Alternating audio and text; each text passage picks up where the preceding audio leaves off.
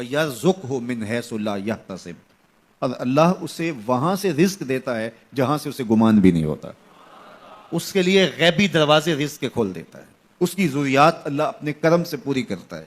اللہ سے ڈرنا سیکھ جاؤ، مشکلات آسان ہو جائیں گی، تکلیفیں آسان ہو جائیں گی، مشکلات سے نکلنے کے راستے کھلنا شروع ہو جائیں گے، آلام و مصائب کے پہاڑ راستے سے ہٹنا شروع ہو جائیں گے. یہ اللہ تعالیٰ جل شانہ کا یہ ایک نظم ہے. وہ 3 اشخاص کی کہانی تو آپ جانتے ہیں جو غار میں پھنس گئے تھے، پھر انہوں نے اپنے صالح اعمال کا وسیلہ اللہ کی بارگاہ میں پیش کیا اور پتھر سے رکھنا شروع ہو گیا. تو اللہ فرماتا ہے کہ میں راستے نکال دیتا ہوں اور وہاں سے رزق دیتا ہوں جہاں سے اسے گمان بھی نہیں ہوتا. وَمَن يَتَوَكَّلْ عَلَى اللَّهِ فَهُوَ حَسْبُهُ، اور جو اللہ پر بھروسہ کر لیتا ہے اللہ اس کے لیے کافی ہو جاتا ہے.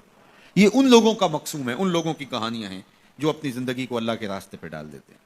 اور وہ لوگ جو اپنی خواہشات کے بندے ہوتے ہیں، اللہ ان کی زندگیوں کو تلخیوں میں مبتلا کر دیتا ہے. دولت کے باوصف وہ اذیتوں میں زندگی بسر کرتے ہیں.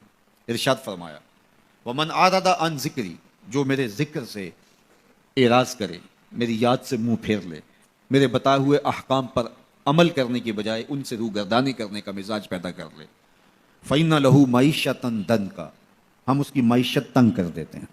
جب آپ کے لیے مشکلیں پیدا ہوں، مسائب پیدا ہوں، تو اس وقت ہم دیکھیں کہ ہم سے اللہ کی کوئی نافرمانی تو نہیں ہو گئی. جب اس کی نافرمانی ہوتی ہے تو پھر آپ پر مشکلات آتی ہیں، آپ کی معیشت تنگ ہوگی، آپ کی اولاد نافرمان ہونا شروع ہو جائے گی، آپ کے معاملے پیچیدہ ہونے شروع ہو جائیں گے، لوگوں سے الجھاؤ پیدا ہونے شروع ہو جائیں گے، اور مخلوق خدا سے آپ کی دنیا اور جو ہے وہ لوگوں کے دلوں میں آپ کے لیے نفرت کے جذبات پیدا ہونا شروع ہو جائیں گے. یہ دلیل ہے کہ آپ سے کوئی ایسی بات ہوگی جس سے آپ کا رب آپ سے ناراض ہے.